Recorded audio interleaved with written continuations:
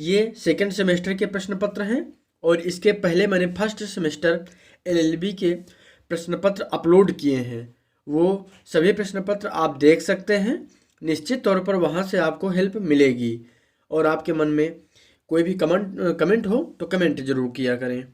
हम यहाँ पर देखेंगे पहला प्रश्न पत्र होगा, यहाँ पर पेपर फर्स्ट होगा ये। इसके बाद यहाँ पर आप देखेंगे किन्हीं 5 प्रश्नों के उत्तर दीजिए, सभी प्रश्नों के अंक समान हैं। यहाँ पर क्या होगा, यहाँ पर हम आगे देखेंगे। यहाँ क्या होगा, हमारा प्रश्न क्या है, प्रत्याभूति की संविदा से आप क्या समझते हैं। प्रत्याभूति की संविदा एवं क्षतिपूर्ति की संविदा के बीच अंतर स्पष्ट कीजिए। और इसके बाद हम आगे देखेंगे। अगला प्रश्न होगा, कब एक यहाँ पर क्या होगा, कब एक प्रतिभू अपने दायित्व से उन्मोचित हो जाता है, विस्तार से विवेचना कीजिए।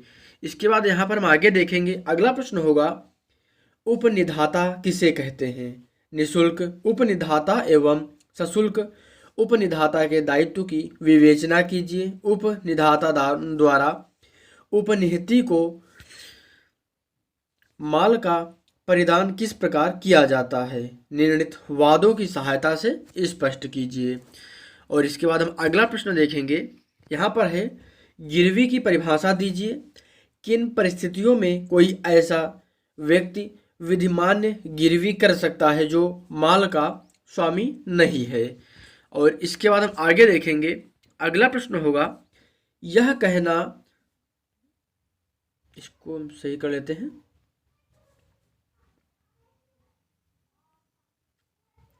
यहाँ पर क्या होगा, यह कहना सही है कि अभिकर्ता द्वारा किया गया संविदा मालिक के विरुद्ध प्रवर्तनीय होता है, अभिकर्ता के विरुद्ध नहीं, परंतु इसके अपवाद भी हैं, विवेचना कीजिए।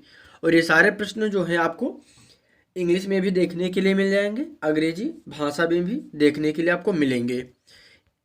यहाँ पर देखेंगे, अभिकरण के सृजन के विभिन्न रीतियों को बताइए और अनुसमर्थन द्वारा अभिकरण के सृजन से संबंधित विधि की विवेचना कीजिए। और आगे हम देखेंगे। अगला प्रश्न होगा, निर्णित वादों की सहायता से क्रेता सावधान के सिद्धांत एवं इसके अपवादों का विवेचन कीजिए। और आगे क्या प्रश्न होगा, असंदत विक्रेता कौन है, उसके क्या अधिकार हैं, व्याख्या कीजिए। आगे हम देखेंगे, एक भागीदार किन किन तरीकों से फर्म से बाहर जा सकता है, बाहर जाने वाले भागीदार के अधिकारों एवं कर्तव्यों की विवेचना कीजिए। इसके बाद हम देखेंगे। अगला प्रश्न होगा, फर्म की साख से आप क्या समझते हैं, फर्म के विघटन के पश्चात साख का क्या होगा, व्याख्या कीजिए। इसके बाद अगला प्रश्न होगा, यहाँ पर पेपर सेकंड की शुरुआत होगी। आप देखेंगे सेकंड सेमेस्टर पेपर सेकंड यहाँ पर शुरुआत होगी। और यहाँ पर भी वही नोट में दिया गया है निर्देश कि इन्हें 5 प्रश्नों के उत्तर दीजिए, सभी प्रश्नों के अंक समान हैं। हम यहाँ पर देखेंगे। पहला प्रश्न क्या होगा, राष्ट्रपति एवं मंत्रिपरिषद के संबंधों की प्रकृति की व्याख्या कीजिए। क्या राष्ट्रपति मंत्रिपरिषद द्वारा दी गई सहायता व परामर्श से बाध्य है, उस संदर्भ में संविधान में किए गए संशोधन का हवाला दीजिए। आगे हम देखेंगे। अगला प्रश्न क्या होगा, संसदीय विशेषाधिकार क्या हैं, भारत में विधायी सदनों को क्या विशेषाधिकार दिए गए हैं। आगे हम देखेंगे, लोकसभा का सदस्य होने की सदस्यता एवं अयोग्यताओं का संक्षेप में वर्णन कीजिए। आगे हम देखेंगे, धन विधेयक की परिभाषा। यहाँ पर हम देखेंगे, धन विधेयक की परिभाषा दीजिए तथा इसका वित्त विधेयक से अंतर स्पष्ट कीजिए। धन विधेयक पारित करने की क्या प्रक्रिया है। आगे हम देखेंगे। अगला प्रश्न क्या होगा, किन आधारों पर एक राज्य में आपातकाल की घोषणा की जा सकती है, संसद के अनुमोदन के अभाव में कितने समय तक रह सकती है। आगे हम देखेंगे। अगला प्रश्न क्या होगा, अंतर्राज्यीय व्यापार एवं वाणिज्य से आप क्या समझते हैं, भारत में अंतर्राज्यीय व्यापार एवं वाणिज्य के संवैधानिक प्रावधानों का उल्लेख कीजिए। अगला प्रश्न क्या होगा? संघ की कार्यपालिका शक्ति राष्ट्रपति में निहित होगी। इस कथन के आलोक में राष्ट्रपति की शक्तियों, विशेषाधिकारों एवं उन्मुक्तियों की विवेचना कीजिए। मैं सभी प्रश्नों को चाहूँ तो स्क्रीन में भी बता सकता हूँ, लेकिन मैं चाहता हूँ कि आप सभी लोग, आप चाहें तो स्क्रीनशॉट भी इसका रख सकते हैं। आगे हम देखेंगे अगला प्रश्न क्या होगा। उच्चतम न्यायालय के परामर्शदात्री क्षेत्राधिकार की विवेचना कीजिए। निर्णीत वादों का संदर्भ दीजिए। अगला प्रश्न क्या होगा। स्वतंत्र न्यायपालिका से आप क्या समझते हैं? भारत में न्यायपालिका की स्वतंत्रता सुनिश्चित करने वाले संवैधानिक प्रावधानों की विवेचना कीजिए। आगे हम देखेंगे निम्नलिखित में से किन्हीं दो पर संक्षिप्त टिप्पणी लिखिए। यहाँ पर क्या होगा, किसी राज्य के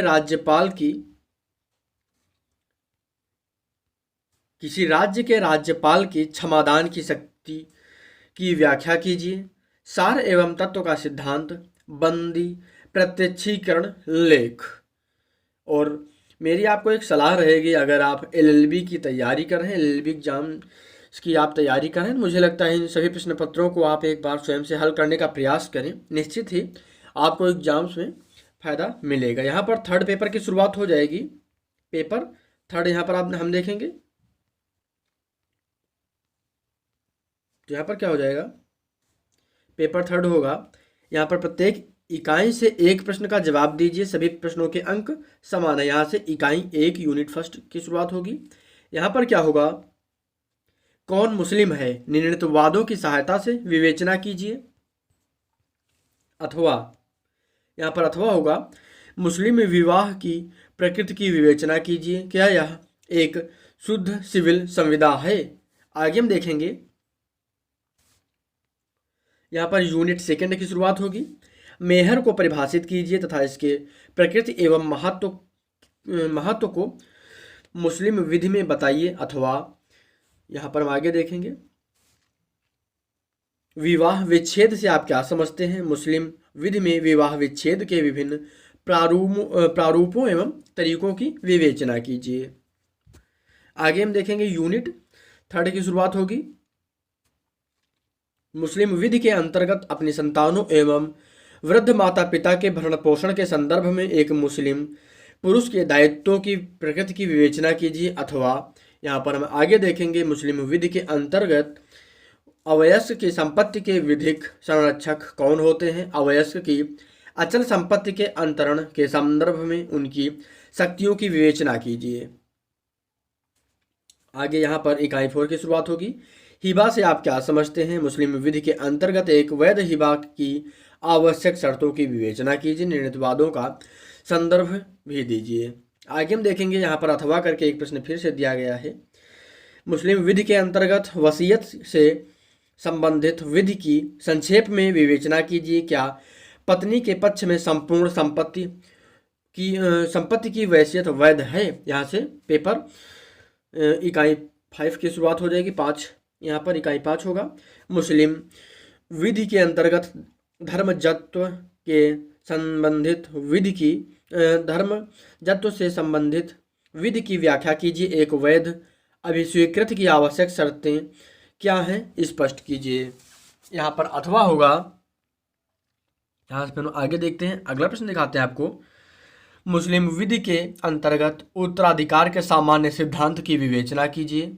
या फिर आगे यहाँ पर इतने ही प्रश्न थे, 10 प्रश्न है यहाँ पर। इसके बाद यहाँ से शुरुआत हो जाएगी पेपर 4 की। यहाँ चौथा पेपर शुरू हो जाएगा। किन्हीं 5 प्रश्नों के उत्तर दीजिए। सभी प्रश्नों के अंक समान हैं। यहाँ पर पहला प्रश्न होगा, अपकृत्य विधि के अंतर्गत अतिचार से आप क्या समझते हैं एवं कैसे आप सिविल अतिचार एवं आपराधिक के मध्य अंतर कर सकते हैं? आगे हम देखेंगे मानसिक आघात से आप क्या समझते हैं, विवेचना कीजिए। उसके बाद क्या होगा, उपताप के विरुद्ध उपचारों की विवेचना कीजिए। उपताप के लिए कौन सा व्यक्तिवाद ला सकता है? उसके बाद यहाँ पर हम आगे देखेंगे परिस्थितियां स्वयं बोलती हैं सूत्र की व्याख्या कीजिए। कठोर दायित्व के सिद्धांत पर एक लेख लिखिए। ये शायद नंबर 20 नंबर के होंगे। आगे हम देखेंगे यहाँ पर क्या होगा, मोटर यान अधिनियम के अंतर्गत दोष रहित दायित्व की व्याख्या कीजिए। और इसके बाद हम आगे देखेंगे उपभोक्ता संरक्षण अधिनियम के अंतर्गत राज्य आयोग के गठन एवं क्षेत्राधिकार की विवेचना कीजिए। और आगे देखते हैं अगला प्रश्न होगा, मोटर यान अधिनियम के अंतर्गत दावा अधिकरण के क्षेत्राधिकार एवं प्रक्रिया को बताइए। और आगे देखेंगे अगला प्रश्न क्या होगा, क्षति की दूरस्थता के निर्धारण के दो प्रमुख कसौटियों की चर्चा कीजिए। इसके बाद यहाँ पर क्या होगा, दो पर संक्षिप्त टिप्पणी लिखनी है। निम्नलिखित में से किन्हीं दो पर संक्षिप्त टिप्पणी लिखिए, लोक उपताप या फिर अनिवार्य बीमा। यहाँ पर हम आगे देखेंगे चला देना या फिर सेवाएं सर्विस। आगे हम देखेंगे यहाँ से पेपर 5 की शुरुआत हो जाएगी। किन्हीं 5 प्रश्नों के उत्तर दीजिए। सभी प्रश्नों के अंक समान हैं। यहाँ से हम प्रश्न देख लेते हैं। मानवाधिकार के विकास का वर्णन कीजिए, प्राकृतिक अधिकार और मानवाधिकार की अवधारणा पर चर्चा कीजिए। और इसके बाद हम यहाँ पर आगे देखेंगे अगला प्रश्न होगा, अंतर्राष्ट्रीय सिविल और राजनैतिक अधिकार 1966 के अंतर्गत विभिन्न नागरिक एवं राजनैतिक अधिकार क्या हैं। और आगे देखेंगे अगला प्रश्न क्या होगा, मानवाधिकारों के अंतर्राष्ट्रीय आयोग की संरचना और अधिकारों के बारे में लिखें। और यहाँ से आगे देखेंगे अगला प्रश्न क्या होगा, भारतीय संविधान में मानवाधिकारों में कौन से मापदंड परिलक्षित होते हैं। और आगे देखेंगे अगला प्रश्न क्या होगा, मानवाधिकारों के संरक्षण में गैर सरकारी संगठनों की भूमिका की व्याख्या करें। और आगे देखेंगे अगला प्रश्न होगा हमारा, भारत में राष्ट्रीय मानवाधिकार आयोग के अधिकार क्या हैं। राष्ट्रीय महिला आयोग की संरचना एवं अधिकारों के बारे में लिखिए। और आगे देखेंगे अगला प्रश्न, मानवाधिकार संरक्षण में न्यायपालिका ने कैसे भूमिका निभाई। और निम्नलिखित में से किन्हीं पर दो पर आपको संक्षिप्त टिप्पणी लिखनी है। यहाँ पर देख लेते हैं राष्ट्रीय पिछड़ा वर्ग आयोग, और उसके बाद मानवाधिकार का यूरोपियन आयोग। और यहाँ पर हम आगे देखेंगे क्या होगा, अंतर्राष्ट्रीय श्रम संगठन और उसके बाद यूनेस्को। आगे हम देखेंगे यहाँ से 6वां प्रश्न शुरू हो जाएगा। पेपर 6वां शुरू होगा। किन्हीं 5 प्रश्नों के उत्तर दीजिए। सभी प्रश्नों के अंक समान हैं। क्या हो जाएगा यहाँ पर, पहला प्रश्न हम देख लेते हैं, सदोष मानववध क्या है, उन परिस्थितियों का वर्णन कीजिए जब सदोष मानववध हत्या नहीं होता है। हम आगे देखेंगे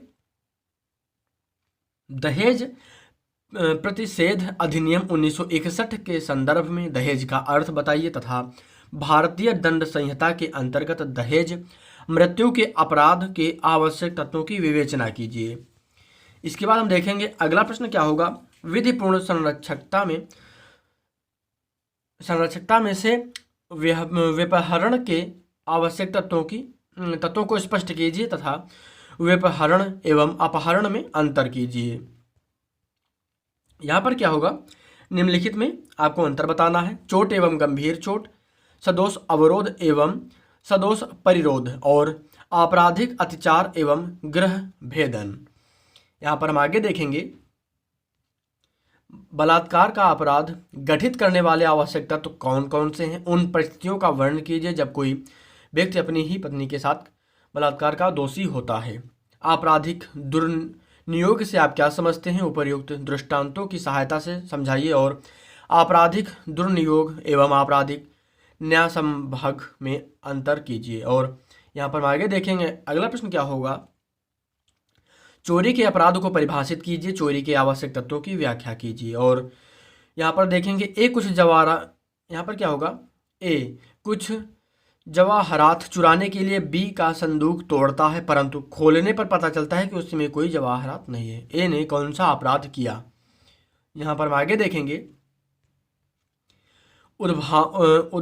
क्या हो जाएगा, उद्धापन की परिभाषा दीजिए एवं उद्भा एवं लूट में अंतर को स्पष्ट कीजिए। यहाँ पर क्या होगा, उद्धापन की परिभाषा दीजिए एवं उद्धापन एवं लूट में अंतर स्पष्ट कीजिए। यहाँ पर क्या हो जाएगा, कुछ प्रश्न यहाँ पर कुछ चीज़ें जब पहली बार आती हैं तो यहाँ पर पढ़ने में दिक्कत हो जाती है। यहाँ पर हम देखेंगे भ्रष्टाचार निवारण अधिनियम 1988 के पारित होने के मुख्य उद्देश्य की विवेचना कीजिए। अधिनियम को अधिक प्रभावी बनाने हेतु भ्रष्टाचार निवारण अधिनियम 2018 द्वारा क्या प्रयास किए गए हैं। और हम आगे देखेंगे यहाँ पर क्या होगा, निम्नलिखित में से किन्हीं दो पर संक्षिप्त टिप्पणी लिखनी है। रिश्ती, छल, लूट और डकैती, और उसके बाद पति या नातेदार द्वारा क्रूरता। यहाँ से अंतिम प्रश्न पत्र आपको दिखाते हैं और यहाँ पर किस तरह के प्रश्न पूछे गए थे ये भी हम आपको दिखाते हैं। क्या हो जाएगा, न्यायिक विधि निर्माण वास्तविक विधिक कार्य से किस प्रकार भिन्न है, इस निर्माण कार्य की क्या सीमाएं हैं। और हम यहाँ पर आगे देखेंगे। अगला प्रश्न आपको दिखाने का प्रयास करते हैं। न्यायालय लोकहित की बेहतर सेवा कर सकते हैं यदि वे विधायी कार्यों के संदर्भ में मौन रहें। शक्ति पृथक्करण सिद्धांत के आलोक में इस कथन की व्याख्या कीजिए। और इसके बाद यहाँ पर क्या होगा, निर्वचन के वाह्य सहाय से आप क्या समझते हैं। संसदीय इतिहास को अर्थान्वयन के वाह्य सहाय के रूप में स्वीकार्यता का परीक्षण कीजिए। आगे हम देखेंगे किन परिस्थितियों में न्यायालय निर्वचन के स्वर्णिम नियम से हट सकते हैं, उदाहरण सहित विवेचना कीजिए। और यहाँ पर अगला प्रश्न क्या होगा, कराधान संविधि के निर्वचन में सुसंगत सिद्धांतों की विवेचना कीजिए। इसके बाद आगे देखेंगे, आगे हमारा अगला प्रश्न होगा, विधायन के सिद्धांतों का एक आधारभूत सिद्धांत यह है कि इसे लोकमत का सम्मान करना चाहिए, विवेचना कीजिए।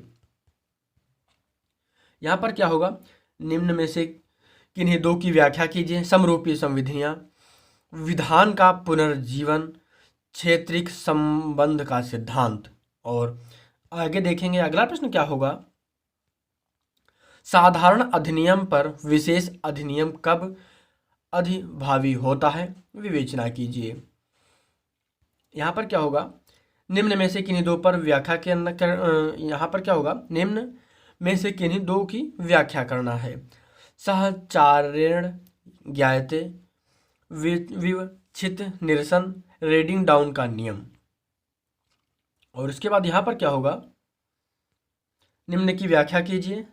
निर्वचन में उपधारणा और विचारण के मध्य क्या भेद है और आज्ञापक और अनुज्ञापक उपबंधों के मध्य क्या विभेद है। आपको यहाँ पर उत्तर देना होगा। ये वीडियो कैसा लगा आपको और आपको किस विषय से संबंधित क्वेश्चन पेपर चाहिए, आप नीचे कमेंट बॉक्स में ज़रूर लिखें। मैं आपको आपकी परीक्षा से संबंधित क्वेश्चन पेपर देने का प्रयास करूँगा।